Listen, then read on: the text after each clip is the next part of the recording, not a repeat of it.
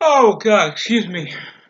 Got out of a bit of a workout for a bit. Be back to that soon to finish this damn review.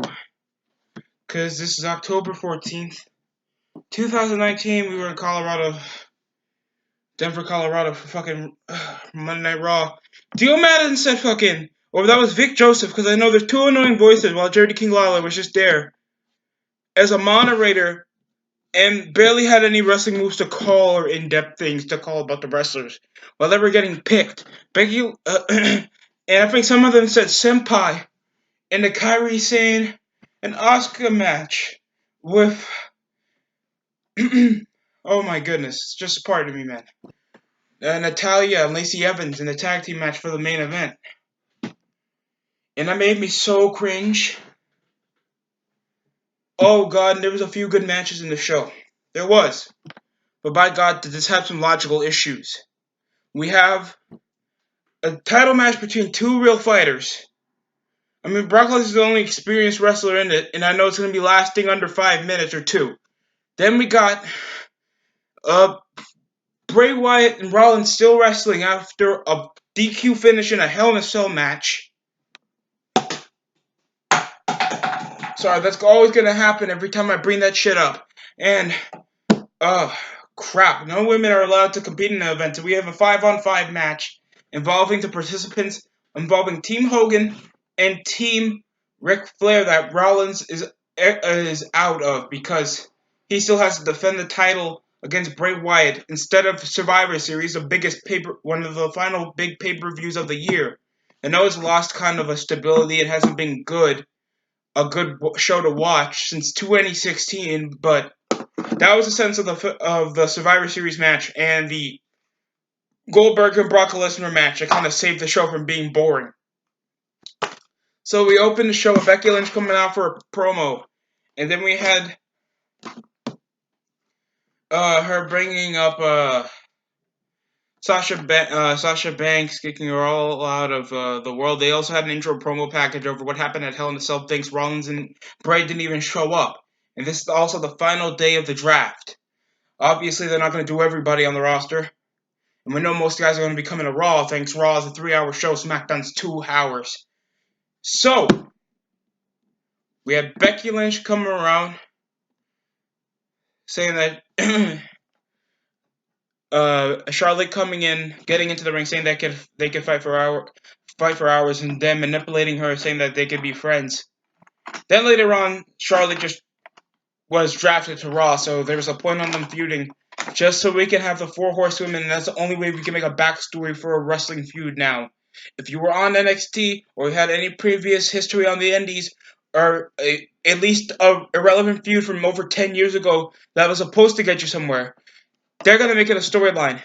And I know they're trying to make Becky Lynch and Charlotte be a feud for at least before the Survivor Series pay-per-view because brand split reasons. And that's the only reason. Survivor Series is now a plot device for the brand split. I know it gives a reason for the brand split to be a factor, but there's also the Royal Rumble, WrestleMania, and SummerSlam. And plus now Crown Jewel counts because that's technically their big pay-per-view thanks it's made by a financial promoter in fucking Saudi Arabia that's already suspect for some of their causes. Already taking out guys for not being interested on the pay-per-view. And, of course, ignoring women wrestlers because it's Saudi fucking Arabia. There's no other way to put it other than Saudi Arabia. Whew. Then they just had a nothing match that, of course, Charlotte and Becky put. That was a bunch of rest holds, a baseball slide drop kick from the outside, and a few moves. And I think it ended up off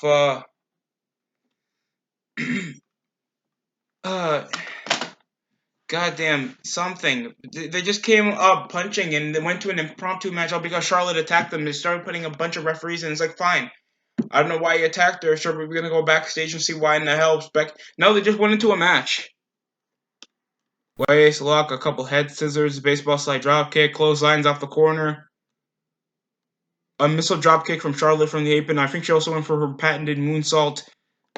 This match was alright, but we have seen Charlotte and Becky wrestle before. Not against each other, but it's at least I don't know. She had to do double duty on Money in the Bank, so these women faced each other before, and then they came off Becky off a roll up, making her still the man against a woman. So this is the only way of getting Becky over, and it's not even working. Then we go straight to the draft. No one cares about the draft. And we went backstage into a promo saying Rollins is looking at this all wrong, and he's been going for it, and the Fiend has been picking his spots, and the Fiend's been going around, and he wants to go Fiend hunting. Because he's now going to be the Fiend Slayer. And he took it like it was such a traumatizing hold when Rollins was literally about to concuss a man while he's wearing a protective mask with hitting him with a sledgehammer on the face, and then he hit him with a toolbox. He hit him with a cartoony looking giant mallet. And Jesus Christ, they tried so hard to make Rollins feel like, oh, this is traumatizing. This is something for me to overcome. When we know Bray Wyatt, when we know Bray is going to SmackDown, so either way, this feud's gonna be done. Otherwise, nothing else gonna happen. Oh God. So that's pretty much it. And he also looked back on the how he got still Mandible Claw on SmackDown after getting like Mandible Claw to hell to the throat that he literally bled in his mouth from Hell in a Cell. Then he went over to the stupid compound and burned that shit alive. Not really burned the compound like Randy Orton burned the shit out of his goddamn house. Rollins just burned the table and beat up Bray Wyatt while he was still in his other personality. So yeah, that was awesome. Then we went over Jim Craner going over Rollins, the draft, Andrade, Ricochet.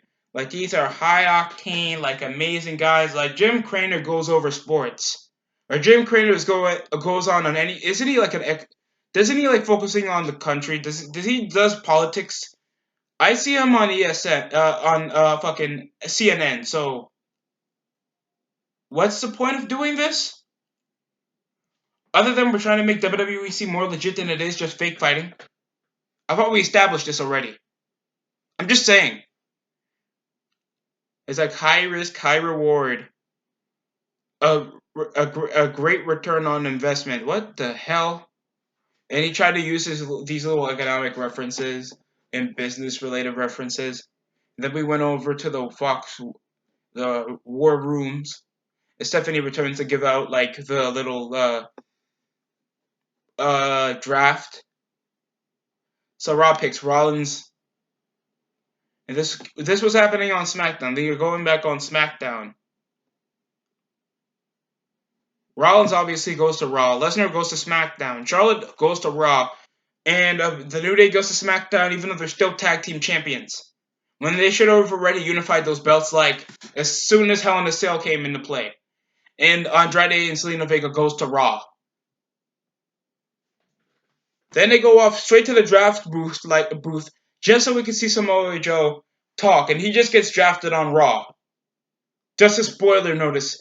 Thanks. I don't want to hear about Beth Phoenix being fucking Renee Young 1.0 bringing up her logic. That makes no damn sense. And the New Day being a big pick from SmackDown, yet they were already part of the SmackDown brand. I thought being drafted means you at least go to the opposite brand you were originally from. The New Day were still part of SmackDown. This makes no sense in so many ways. It's like there should have been like an off-season signing or something. This makes no sense. Why you should make a draft for your champions when the champions are already representatives of your own draft. There's no champion from this entire draft that was picked to an opposite brand other than Dolph Ziggler and Robert Roode later in the show, but they lost their titles early in the first hour of the show on Raw. So that completely took the moment away. Samoa Joe trying to act like he's a real commentator, bring up these good picks, but obviously I should be the pick. Like, come on, come on. This show already has so many issues, man.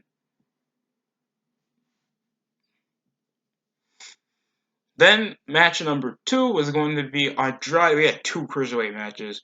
Andrade is a cruiserweight. Just have it there. He's short, but he's a tremendous talent. I'm not gonna lie. He's a great wrestler. Selena Vega accompanies Andrade facing off against Ali, one-on-one. Of course, we had Tope Suicidas, Hurricane Arana. On the barricade, Andrade was going crazy. Double knee off to the corner, and it went over to a near fall. They went into an armbar. Ali punches almost, punches him fucking a couple times. And then a belly-to-belly suplex. And Ali somehow lands on his feet. It's really athletically gifted how these dudes are. Then he sent him off to the freaking ring apron. He gave him an arm breaker in between the ropes. This was I have to say, I'm just going over like just the move list right now because this is what happened, and there's barely any botches. But there's very little storytelling. Back in the day, we used to do matches like battle royales or tag team matches to see who will get the premier pick, so you can pick the top star of the draft. Sometimes it can be a champion, and they can switch brands. Or it can be just that top guy or tag team you guys need for your brand. It had a reason. These matches had a reason. Now it feels like they're just doing these randomized matches for no reason. But Andrade wins, and Andrade represents Raw. So there's a reason at least. So we go back to the random second round. Stephanie's just there. And I thought we had a representative, but now Shane McMahon is gone from SmackDown after losing to Kevin Owens, so obviously he's just gonna be Stephanie now, just doing the draft. And the women's tag team champions out of the Kabuki Warriors of Kairi Sane and Asuka go to SmackDown. No, they're on Raw. SmackDown selected Daniel Bryan, Rusev, so he can still feud with Bobby Lashley, and Bayley, the SmackDown Women's Champion, obviously goes to SmackDown. If the title, the belt doesn't already say so. And Aleister Black stays on Raw, goes to Raw after being on SmackDown. So there's no need for the champions to be drafted.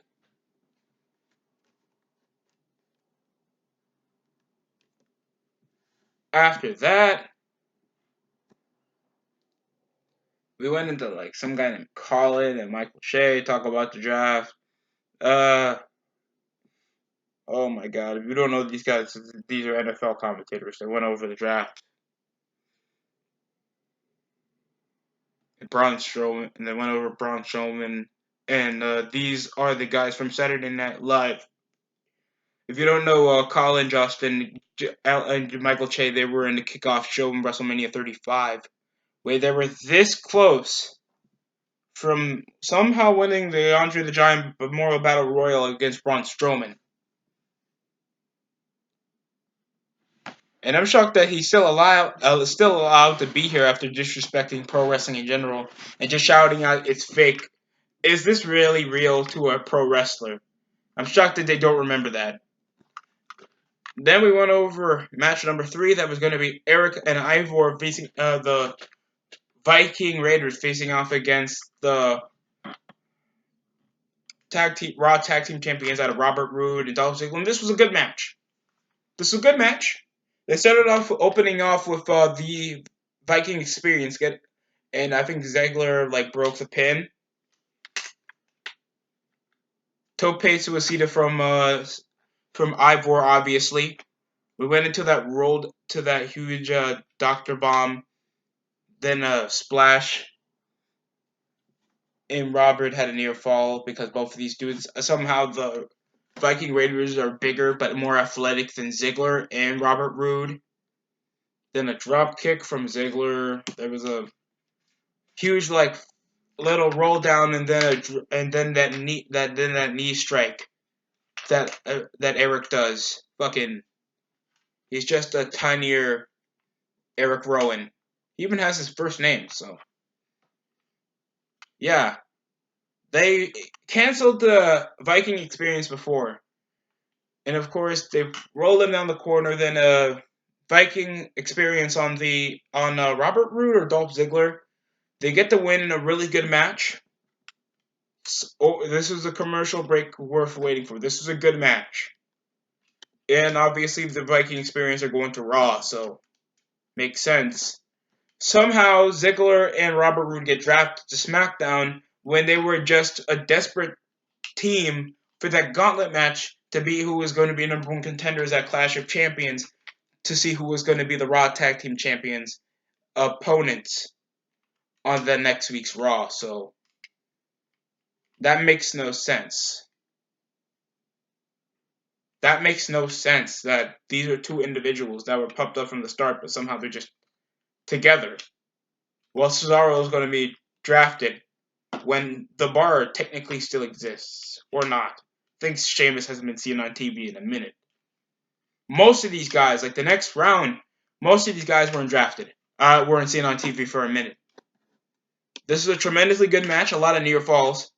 Big moments coming from the Viking experience. But I feel like these guys barely have any experience other than they look like Vikings. Let's make them have the Viking name. And then make them wrestle like they are in NXT. And Ziggler still exists. Yes. That's literally the point that's literally the ploy of the Viking Raiders. This was a really good match. And they also go to the NHL panel. Stop. We are pro wrestling. It's nice that they want to make it feel like we're still that mainstream thing like we were back over 20 years ago. And plus, the XFL draft was just recently, so. Yay? But also, who cares? Just, come on. No one cares. They referenced Rollins again and compared him to Connor McDavid, the center for the Edmonton Oilers for an NHL team. And the New Day could be their own line. If you don't, shut up. Oh, God. That's so stupid. You guys are stupid. Jesus.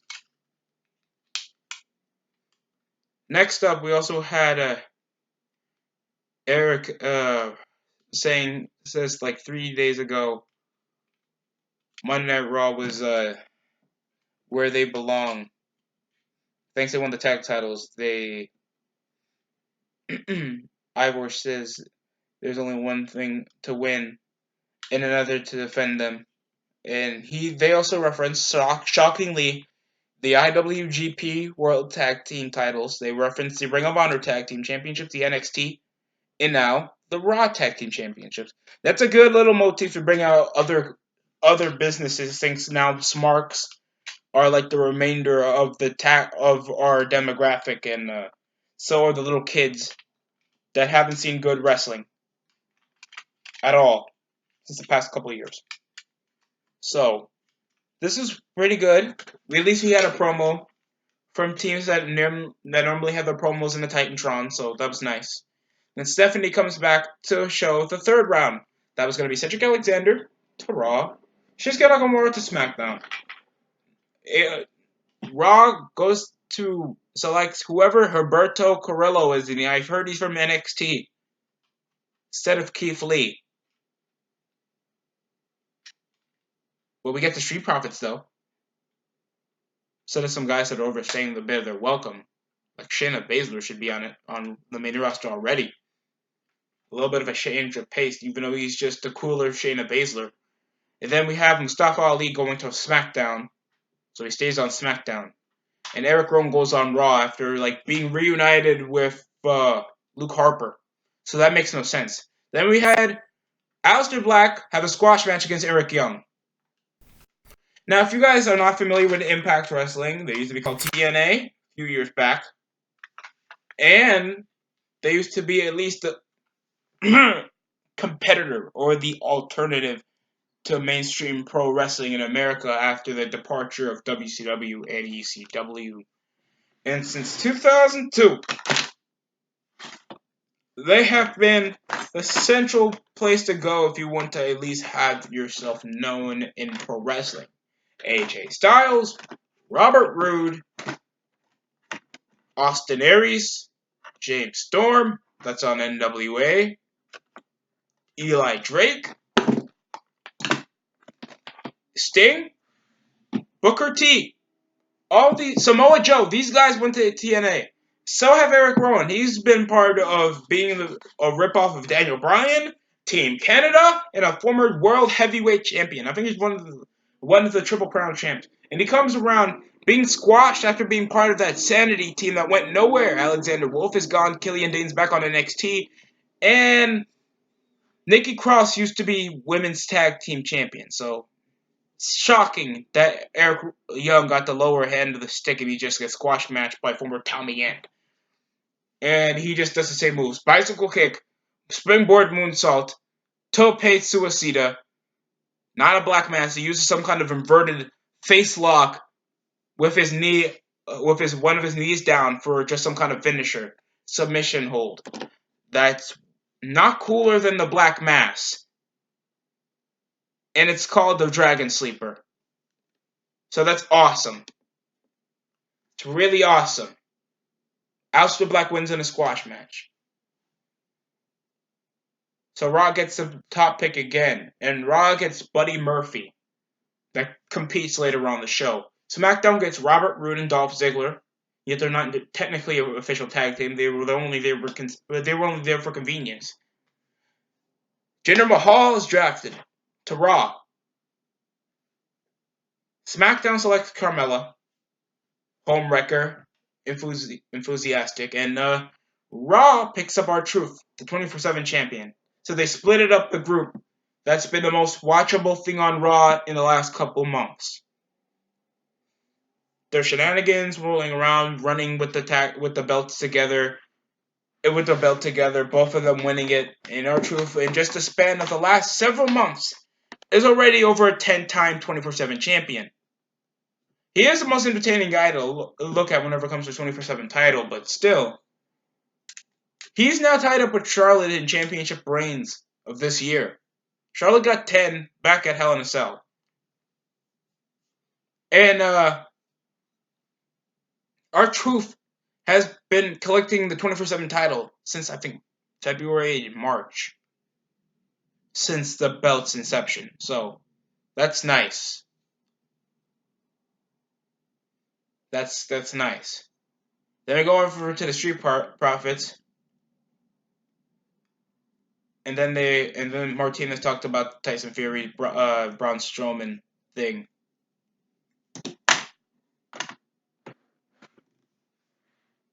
And then Angelo Dawkins wanted to talk about what they're gonna do on Raw. Then they started getting attacked by the OC, and the OC are 1/3 that hates black people. That's is Rusev. Because there was also a segment in the show where Bobby Lashley massaging Lana and then uncovering the towels. And he was like, oh, yeah, we're making black.com in this bitch. And god damn.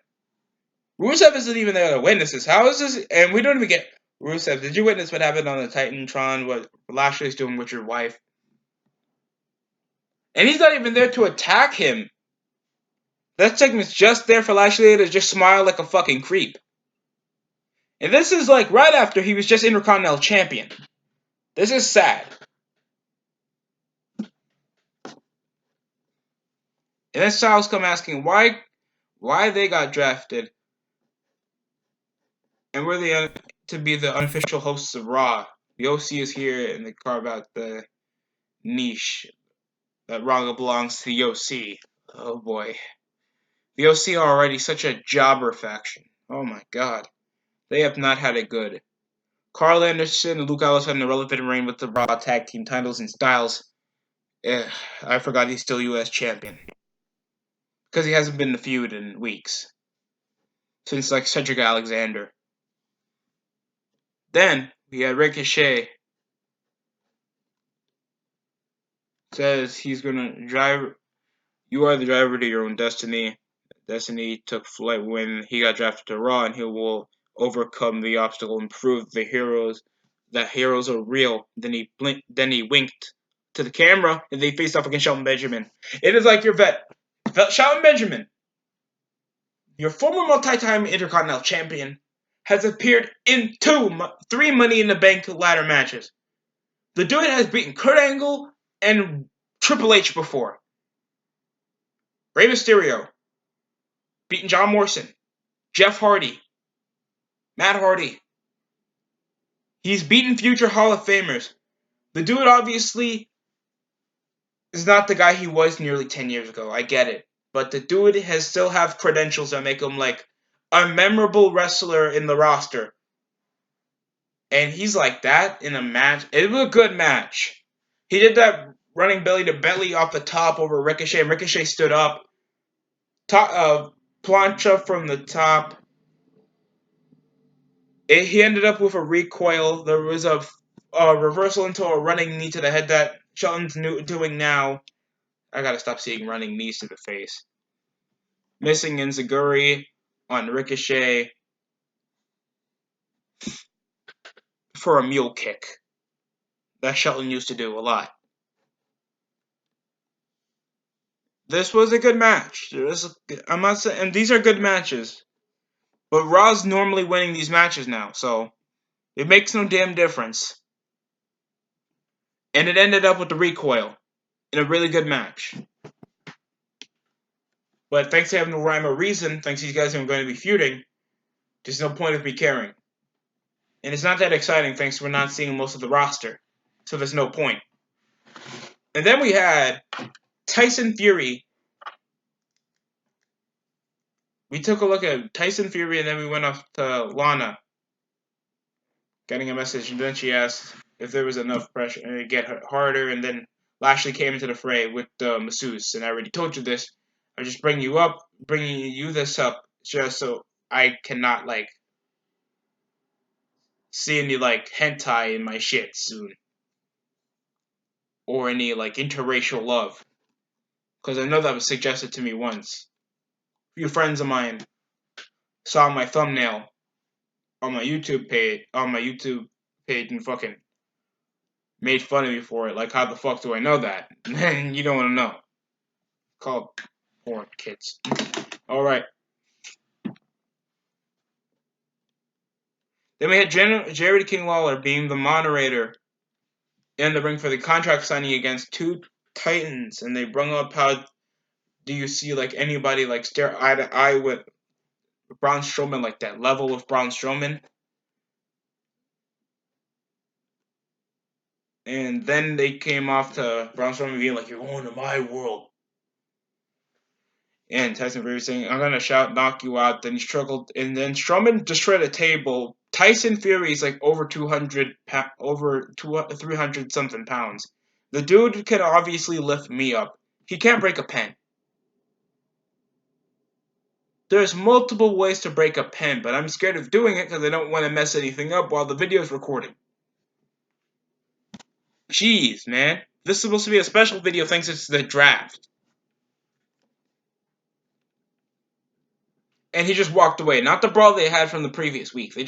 Tyson Fury just walked away out of embarrassment, thinks he's a grown-ass man struggling to break a pen.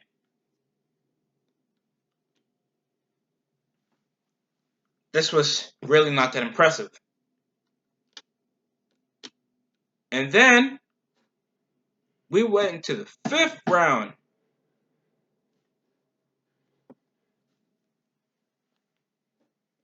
And then,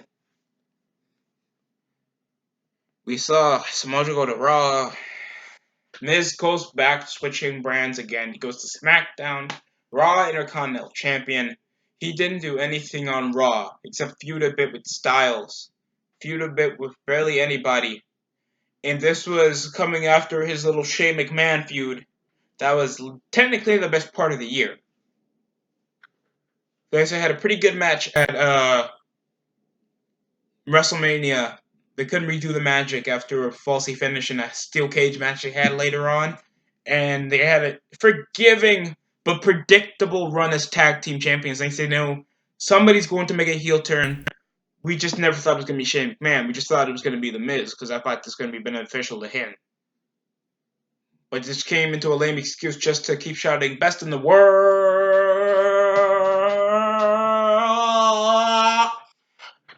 a lot over the months. Akira Tozawa goes to Raw, and they keep drafting a lot of cruiserweights. So I'm thinking they're going to draft Drew Gulak, that's a cruiserweight champion. And Akira Tozawa has been stuck in wrestling purgatory, that's Worlds Collide and 205 Live. So I thought, just bring him back on Raw, whatever. Shelton Benjamin goes to Raw, Baron Corbin goes to SmackDown to feud with Shorty Gable still. And then we have a 6th match of the show, that's Buddy Murphy facing off against Cedric Alexander in a really good match. We had a couple wrist locks, tope suicida. Then we had a big third rope plancha or top cut holo from Buddy Murphy. Bicycle knee after that little through the ropes thing. Then he got bicycle knee right to the face or V-triggered if you're smart and you watch Kenny Omega matches highlights. I think there was a Frankenstein off the top in one of the matches. In one of the moves. Then a super kick out of nowhere from Cedric Alexander that was blocked. This was a really good match, and it ended off with the Murphy's Law finisher. After Murphy hit Cedric with a super kick, then a sit-down powerbomb, then hit him with the Murphy's Law. Buddy's an incredibly dangerous wrestler. If he had a captivating personality, he would be better than the longest-reigning cruiserweight champion in history. That is Gregory Helms.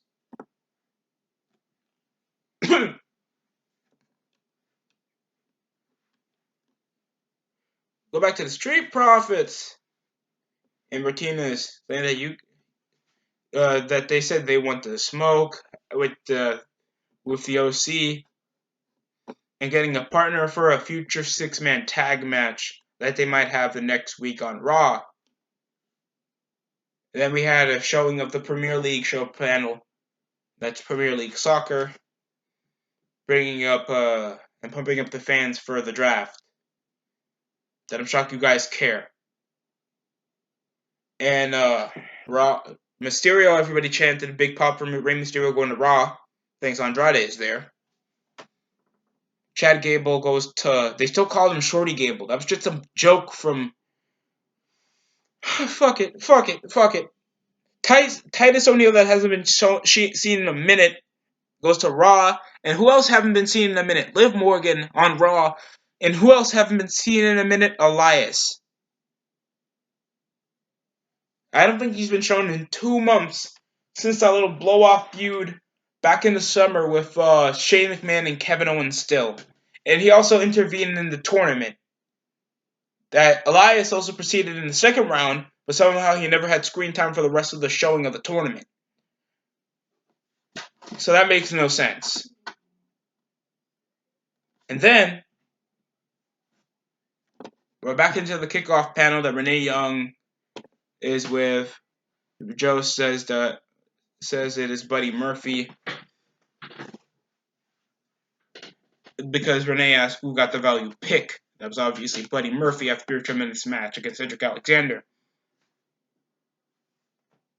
Then Booker mentioned the WWE Backstage show tomorrow after Game 3 of the ALDS. That's the Yankees facing off against the Houston Astros. Shit. Huh. Then we had Natalya saying that she knew she had to pick someone with talent and drive. And then David King Lawler mentioned, didn't these guys try to kill each other back in that last man standing match last week? That Natalya literally powerbombed her backstage. Lacey Evans tossed the trash can at her. And these women went ham. And then they just feud. Then they just tag against the women's tag team champions. And then somebody on the commentary table was either Dio or goddamn anybody. Just shut up. Somebody called them senpai, and I cried. And the main event is somehow not Rollins, not the U.S. champion. It's the women's tag team champions facing off against Natalya and Lacey Evans in a match that nobody cared for. The coolest part of the show was a backhand from Kairi Sane with the little side braids that I always love. That with a swinging backhand that had the that literally looked like a legit slap to the face. This match went nowhere, and it ended up with Asuka hitting that little hip attack to knock out Natalya off the apron. And went into commercial break. Then we had the finish. That was just a simple roll up by Asuka. After she was just using the mist, the green mist, for the last two finishes of the matches. That got her win to win the tag team belts, and then have her win against the SmackDown and Raw women's champions the last week on Raw. So yeah, let's burn it down with the main event of the show. That was, of course, that little bunny being scared as shit. Rollins came into the compound, and it was like the funniest thing ever. We were reacting on it like on YouTube. Rollins was coming out of nowhere. We were like, everything's gonna be fine. He fucking looked like he was about to like attack a freight train. And all there was a table. I thought they were going to like invent a bit, and like he's gonna be using the puppets. It's gonna be like that. He just kept punching him. Bray Wyatt just like, please stop. With the little puppy dog eyes that you know he fucked JoJo after the show. And came around thinking that, oh, it's supposed to be a sympathetic personality, even though we know these guys are going to be like wrestling in just a few weeks. So there's no point. That Rollins come burning down one table while Randy burned down an entire fucking house. How cool do you think our world champion is? Oh, I'm sorry, our universal champion is? Not that impressive, isn't it? It's not that impressive. The show is a fucking form. And you know how bad, I hate to say this, because you guys had good wrestling. You guys had good wrestling. Tag team matches, there was, the Raw tag team match was good. Buddy Murphy, Cedric Alexander stole the show. Andrade and Ali had a good match. The main event was completely unnecessary. There was no need for the long ass vignette because we know the match, the Hell in a Cell pay-per-view was literally 2 weeks ago. And it didn't impact the show any further than what happened on SmackDown. Rollins had no concurring effects. The draft made no fucking sense. An overuse of every other sports medium on Fox. And you're telling me that we gotta give this above average. Be a better show. Please. Dynamite is sort of killing it, and there's many other shows people would rather watch right now than Monday Night Raw. Do something better. There's no need to draft your champions on your brand.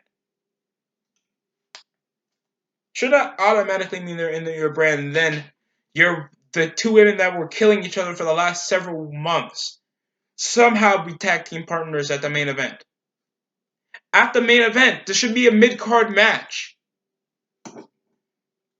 And then you have the final draftees at the main event of the show, and then you bring up to the Bray Wyatt and Rollins segment. That was stupid. You guys are idiots. Please stop being idiots. And then you guys fire Eric Bischoff. Genius. Just genius. It's already bad enough that we already have another Crown Jewel pay-per-view to watch. And it's already bad enough that The Undertaker won't even be attending the show. It's already bad enough that most of the female competitors won't even have a chance to show off their skill. It's already bad enough that I know 2K20 is gonna suck. This is DST. Please subscribe, comment, like the video, because this is 40 minutes of your time that you want back. Because recapping the show is already worse than me watching the show again. I'm gonna thank everybody for watching. Thank you. Fuck you. Goodbye.